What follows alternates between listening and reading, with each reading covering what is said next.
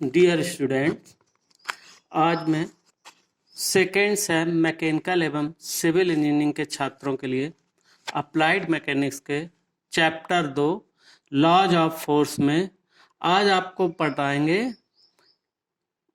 पिछले लेक्चर में मैंने इसके काफ़ी कवर कर लिया था, काफ़ी टॉपिक जैसे कि system of force, resultant force etcetera. अब आज आपको बताएंगे कि what is equilibrium and equilibrant force. What is equilibrium? साम्यावस्था। तो साम्यावस्था क्या होती है कि जब किसी पिंड पर दो या दो से अधिक बल इस प्रकार कार्य करें कि वे एक दूसरे के इफेक्ट को निरस्त कर दें या उनका पिंड पर सम्मिलित प्रभाव शून्य हो, तो ऐसे बल निकाय को साम्यावस्था में कहा जाता है। कि यानी यदि किसी बॉडी पर कोई सिस्टम ऑफ फोर्स काम कर रहा हो, सिस्टम कितने से बनता है? दो या दो से अधिक बलों से मिलके सिस्टम बनता है।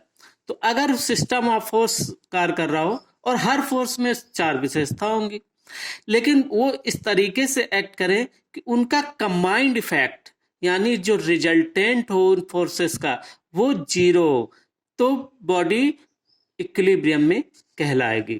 तो अब इस इक्विलिब्रियम दो प्रकार की होती है। एक तो होती है स्टैटिक इक्विलिब्रियम यानी स्थैतिक साम्यावस्था, कि यदि कोई पिंड स्थिर अवस्था में है और उस पर कोई बल निकाय यानी सिस्टम ऑफ फोर्स इस प्रकार कार्य करता है कि पिंड स्टैटिक कंडीशन में ही रहती है, तो इसे स्टैटिक इक्विलिब्रियम कहते हैं। यानी बॉडी जिस कंडीशन में रखी हो, जिस कंडीशन में हो, अगर रेस्ट कंडीशन में है तो जिस कंडीशन में रखी हुई है, अगर हम उस पर कोई सिस्टम ऑफ फोर्स कार्य करें तो बॉडी उसी कंडीशन में बनी रहे, यानी उसी रेस्ट कंडीशन में बनी रहे, उसमें कोई मूवमेंट ना हो, ना नाइदर लीनियर ना रोटेटरी, यानी ना तो रेखीय गति हो और ना रोटेटिव मोशन हो, ना उसकी अवस्था परिवर्तित हो, जिस कंडीशन में रखी हुई है उसी कंडीशन में वो बनी रहे, तो इसको कहते हैं स्टैटिक इक्विलिब्रियम यानी स्थैतिक साम्यावस्था। दूसरी होती है डायनामिक इक्विलिब्रियम। डायनामिक इक्विलिब्रियम क्या होता है कि यदि कोई बॉडी यूनिफॉर्म वेलोसिटी यानी समान वेग से गतिशील है, ठीक है, एक ही कि जब मान लो 2 मीटर प्रति सेकंड की गति से चल रहा है और उस पर कोई हम सिस्टम ऑफ फोर्स इस प्रकार लगाएं कि पिंड उसी वेग से उसी डायरेक्शन में चलती रहे, गतिशील बनी रहे, यानी 2 मीटर प्रति सेकंड की गति से अगर वो पूरब की ओर चल रही है तो पूरब की ओर ही चलती रहे, चाहे उसमें जितने भी फोर्स लगे हैं, इसका मतलब उन सभी बलों का उस पर, उस बॉडी पर जो इफेक्ट था वो जीरो हुआ। तो इस तरीके की अवस्था को कहते हैं डायनामिक इक्विलिब्रियम, कि अगर कोई बॉडी 2 मीटर प्रति सेकंड की गति से पूरब की ओर चल रही है और उसमें हमने एक सिस्टम ऑफ फोर्स लगाया, यानी दो बल इस तरह से लगाए कि उसके बावजूद भी वो बॉडी 2 मीटर प्रति सेकंड की गति से उत्तर की ओर ही चलती रहे, ना तो उसमें डायरेक्शन में बदलाव हुआ और ना ही उसकी वेलोसिटी चेंज हुई, तो ये कहलाएगी डायनामिक इक्विलिब्रियम।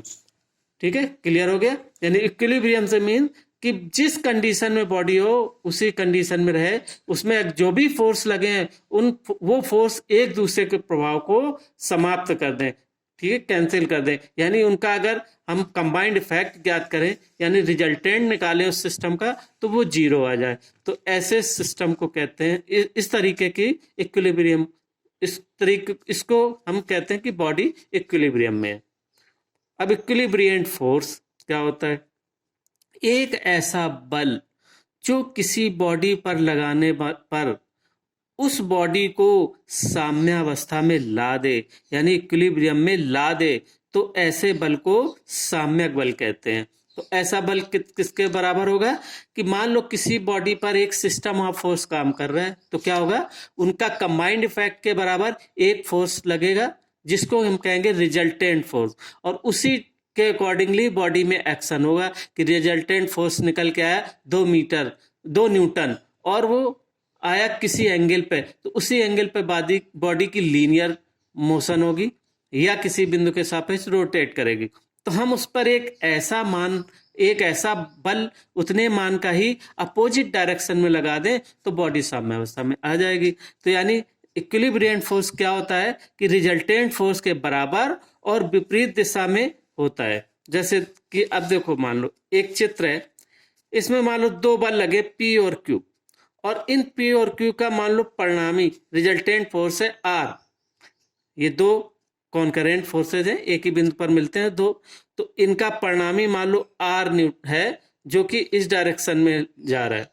तो अगर हम इस R के बराबर ये एक S फोर्स लगा दें इतने ही मान का इसके अपोजिट डायरेक्शन में इसी लाइन ऑफ एक्शन पर, तो ये बॉडी इक्विलिब्रियम में आ जाएगी। ठीक है, तो इसलिए ये इसमें क्या कहेंगे कि माना एक कण O पर दो बल P और Q कार्य कर रहे हैं, माना कि इनका परिणामी R है, तो R के मान के बराबर और इसी की क्रिया रेखा पर विपरीत दिशा में अगर हम एक बल S दिशा में बल S बलों P तथा Q का साम्यक बल है, यानी P और Q का परिणामी R है, तो S इज द इक्विलिब्रियंट फोर्स। ठीक है, क्लियर। अब एक अभी आप हमने पिछले लेक्चर में आपको बताया principle of transmissibility of force, यानी बलों की स्थानांतरणशीलता का सिद्धांत, बहुत इंपॉर्टेंट है, 5 नंबर का आता है, अगर एग्जामिनेशन में कभी भी पूछा जाता है तो वो हमने क्लियर किया था।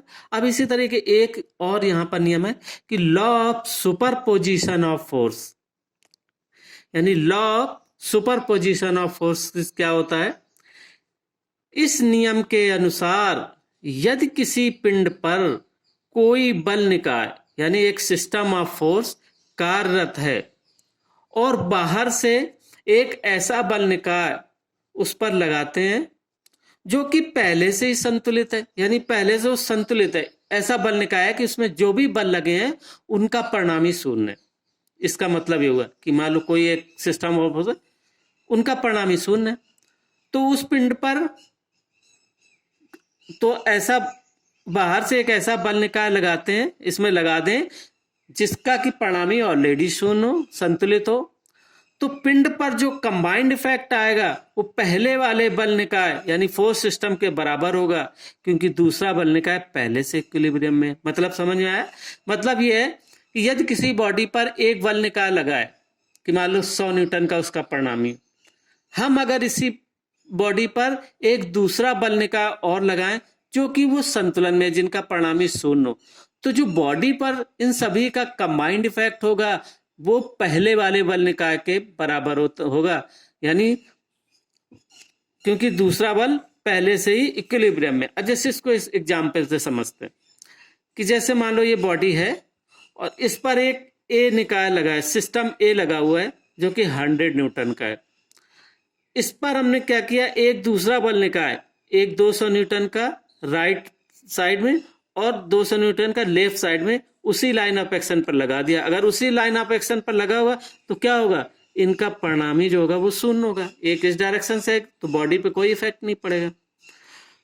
तो इसको हम ऐसे ही समझेंगे कि इस चित्र के अनुसार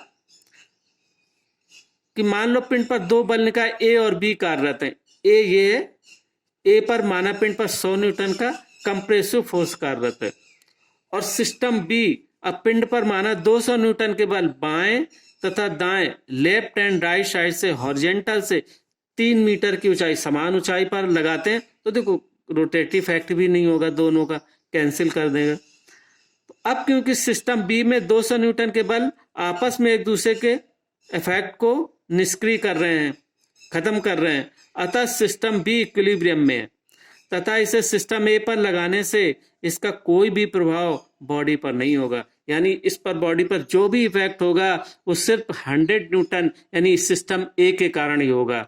यानी ओवरऑल क्या क्लियर हुआ कि अगर किसी बॉडी पर कोई सिस्टम ऑफ फोर्स कार्य कर रहा है और उसमें अगर हम दूसरा बल निकाल लगाएं जो कि पहले से संतुलन में हो, तो बॉडी पर जो कंबाइंड इफेक्ट होगा वो पहले वाले निकाय के बराबर होगा, उसके अनुसार होगा, उस पर दूसरे वाले बल निकाय का कोई इफेक्ट नहीं पड़ेगा क्योंकि वो पहले से ही संतुलन में। तो इसको कहते हैं law of superposition of force, law of superposition of force. अब एक चीज आती है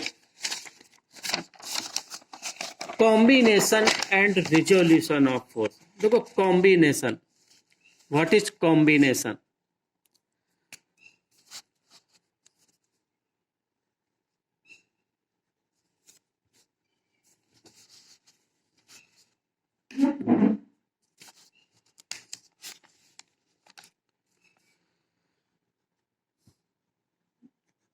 कॉम्बिनेशन कहते हैं संयोजन।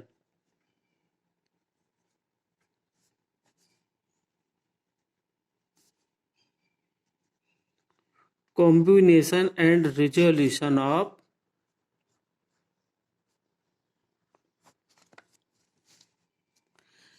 यानी बलों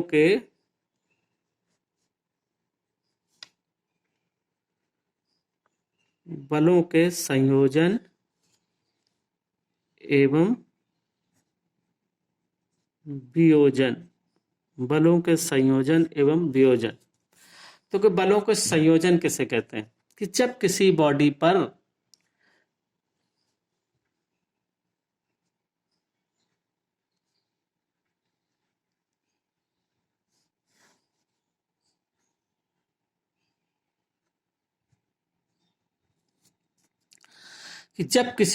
पर कोई सिस्टम ऑफ फोर्स कार्य करता है तो उन सभी बलों का कंबाइंड इफेक्ट या रिजल्टेंट बल ज्ञात करने को कॉम्बिनेशन ऑफ फोर्स कहते हैं। ठीक है, यानी दो या दो से अधिक जब बल लगेंगे तो एक सिस्टम ऑफ फोर्स कार्य करेगा, तो उसका कंबाइंड इफेक्ट ज्ञात करने को कॉम्बिनेशन ऑफ फोर्स कहते हैं। यानी जब किसी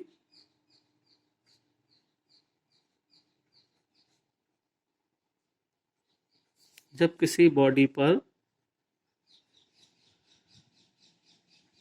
दो या दो से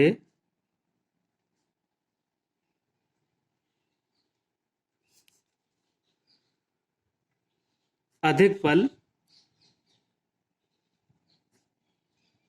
कार्यरत हैं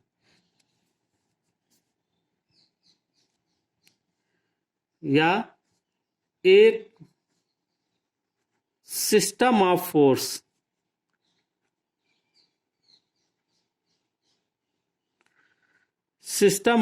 कार्यरत है, तो उन बलों के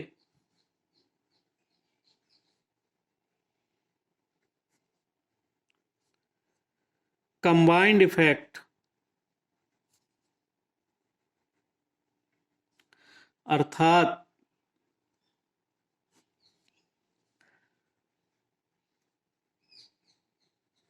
परिणामी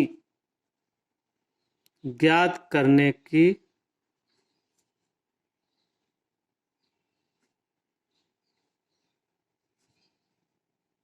क्रिया को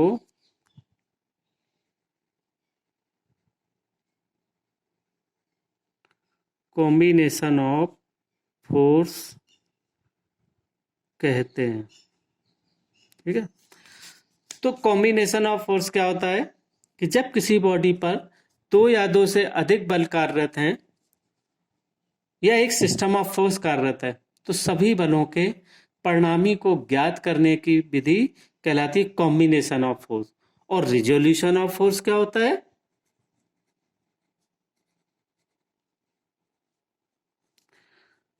रिजोल्यूशन ऑफ फोर्स क्या होता है कि जब किसी बॉडी पर कोई एक बल कार्यरत है तो उस बल के किन्हीं दो दिशाओं में यानी दो कंपोनेंट ज्ञात करें जिनका कि वो बल परिणामी है।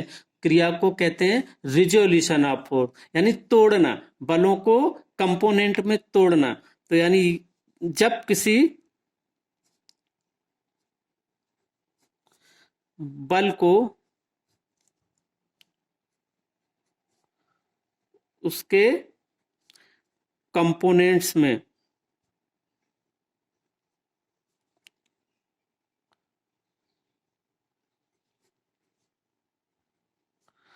घटकों में तोड़ा जाए,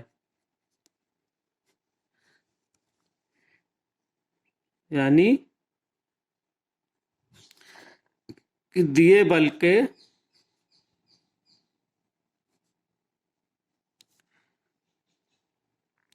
दिए बल के कंपोनेंट्स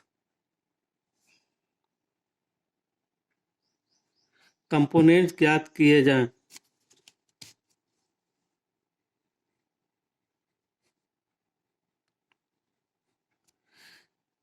जिन कंपोनेंट्स का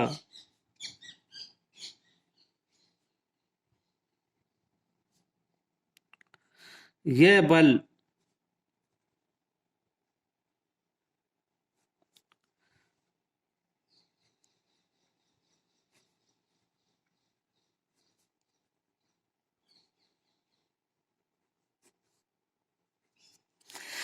यानी जो भी बल दिया हुआ है किसी बॉडी पर लगा है, अगर उस बॉडी के किन्हीं दो डायरेक्शन में उसका इफेक्ट ज्ञात किया जाए, यानी उसके कंपोनेंट ज्ञात किया जाए, यानी दो कंपोनेंट, उन दो कंपोनेंट यानी वो दो बल होंगे, उन दोनों बलों का ये जो दिया हुआ बल होगा वो रिजल्टेंट फोर्स होगा, तो वो कहलाता है रिजोल्यूशन ऑफ फोर्स, यानी बलों को किन्हीं दो घटकों में तोड़ना। तो उस क्रिया को कहते हैं रिजोल्यूशन ऑफ फोर्स। अब हम कंपोनेंट ज्ञात करने की, यानी अब हम आपको बताते हैं कि कैसे परिणामी कैसे ज्ञात करते हैं। तो देखो भाई, सिस्टम ऑफ फोर्स किससे बनता है? दो या दो से अधिक बलों से। तो अब आपके सिलेबस में कोप्लेनर कॉन्करेंट फोर्सेस और कोप्लेनर पैरेलल फोर्सेस का परिणामी निकालना है, यानी उसका हमें कॉम्बिनेशन करना है, यानी combination of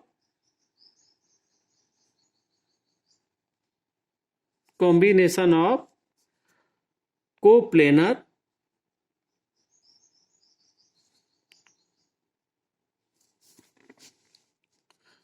concurrent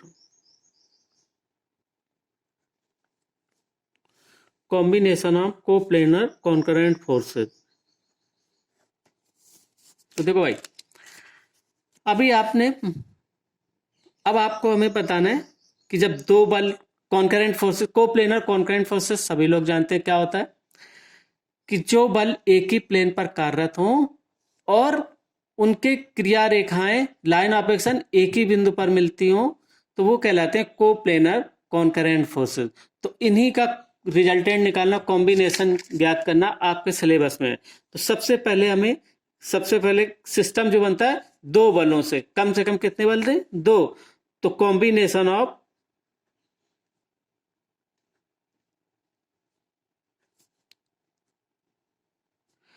to concurrent forces.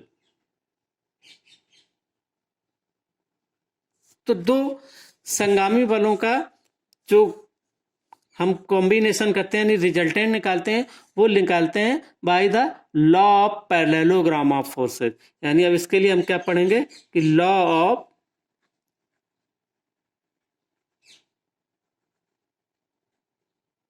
Parallelogram of forces, यानी बलों के समांतर चतुर्भुज का नियम।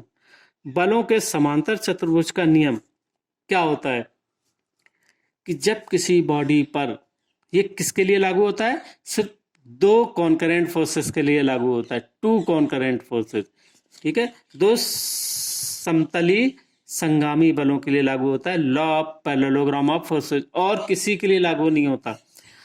तो हम इसका नियम ही क्या है कि जब दो समतली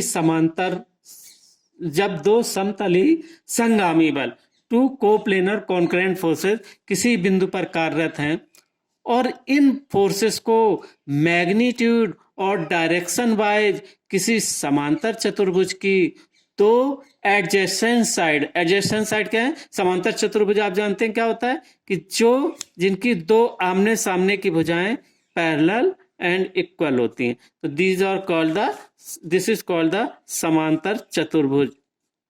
तो देखो, इस समांतर चतुर्भुज, तो मान लो कि दो बल हैं, दो बल हमने लिए, मान लो P एंड Q किसी एक बिंदु पर कार्यरत हैं, तो इन दो बलों को किसी समांतर चतुर्भुज की दो एडजेसेंट साइड जैसे AB एंड AD द्वारा रिप्रेजेंट किया जाए, तो इन बलों का परिणामी उस समांतर चतुर्भुज के उसी बिंदु से होकर जाने वाले डायगोनल से रिप्रेजेंट किया जाएगा। यदि P और Q दो फोर्स हैं, इनको हम किसी समांतर चतुर्भुज ABCD की एडजेसेंट साइड AB और AD द्वारा निरूपित करें तो इनका परिणामी इसी बिंदु से होकर जाने वाले विकर्ण AC से रिप्रेजेंट होगा। यानी अगर हम ये P और Q बल हैं तो इनका परिणामी R जो है वो विकर्ण AC से रिप्रेजेंट किया जाएगा। तो यानी समांतर चतुर्भुज का नियम क्या हुआ कि जब किसी बिंदु पर दो बल कार्यरत हों, यदि किसी बिंदु पर दो बल कार्यरत हैं और उन बलों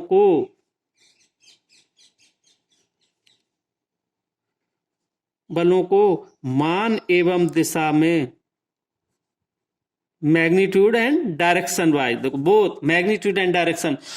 अब यहां पर बच्चे क्या गलती करते हैं, क्या लिखते हैं कि दो समांतर चतुर्भुज की भुजाओं द्वारा निरूपित करें। नो, दो समांतर चतुर्भुज की सिर्फ भुजाओं नहीं, एडजेसेंट साइड आसन्न भुजाओं द्वारा। यानी यदि और उन बलों को मान एवं दिशा में किसी समांतर चतुर्भुज की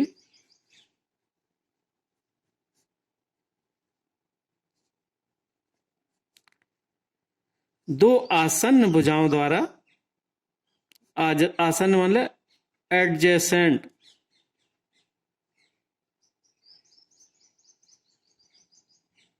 दो आसन्न भुजाओं द्वारा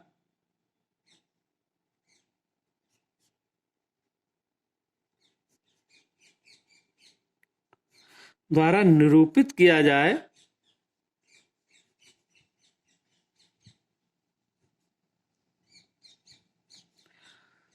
तो इन बलों का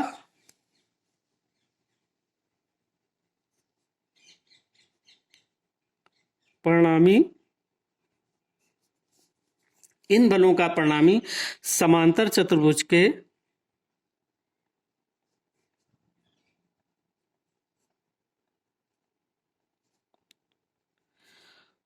उसी बिंदु से, किस बिंदु से, जिस बिंदु पर ये दो भुजाएं मिलती हैं, यानी उसी बिंदु से होकर जाने वाले डायगोनल यानी विकर्ण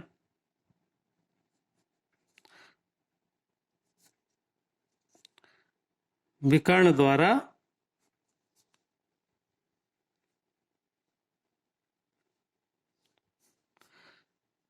निरूपित होगा। ठीक है, क्लियर? कि मान लो दो बल हैं P एंड Q, एक ही बिंदु पर मिलते हैं तो बल कैसे होने चाहिए? तो समांतर चतुर्भुज नियम लागू किस पर होता है? जब दो समतली मतलब संगामी बलों, कोप्लेनर कॉन्करेंट फोर्सेज, जो दो ही बल, जो दो बल एक बिंदु पर मिलते हो और इन बलों को किसी समांतर चतुर्भुज की दो आसन्न भुजाओं द्वारा निरूपित किया जाए तो इन बलों का परिणामी समांतर चतुर्भुज के उसी बिंदु से होकर जाने वाले विकर्ण से निरूपित किया जाए। तो आज के लेक्चर में हम आपको बस इतना ही पढ़ाएंगे। आगे हम बताएंगे कि इस परिणामी समांतर चतुर्भुज के नियम के द्वारा परिणामी का मान कैसे ज्ञात करते हैं और उसकी दिशा कैसे निकालते हैं। ठीक है, फिर उसी आधार पर आपके न्यूमेरिकल प्रॉब्लम भी शुरू हो जाएंगी, यानी 2 कॉन्करेंट फोर्सेस पर, 3 कॉन्करेंट फोर्सेस पर, और जब कई सारे कॉन्करेंट फोर्सेस लगे हों तो उनको कैसे निकालते हैं, यानी by analytical method and by graphical method. तो ये अब आपको हम अगले वीडियो में समझाएंगे कि समांतर चतुर्भुज के नियम के द्वारा रिजल्टेंट का मान और दिशा कैसे ज्ञात करते हैं। ठीक है, तो वीडियो देखने के बाद इसको कमेंट सेक्शन में अपनी उपस्थिति जरूर दर्ज कराएं। ठीक है, वही उपस्थिति मानी जाएगी कि आपने वीडियो ठीक से पढ़ा, देखा और फिर आप अपनी अटेंडेंस लगाएंगे। ठीक है, तो इसके बाद अब हम नेक्स्ट वीडियो लेक्चर आपको पढ़ाएंगे। Okay, thank you.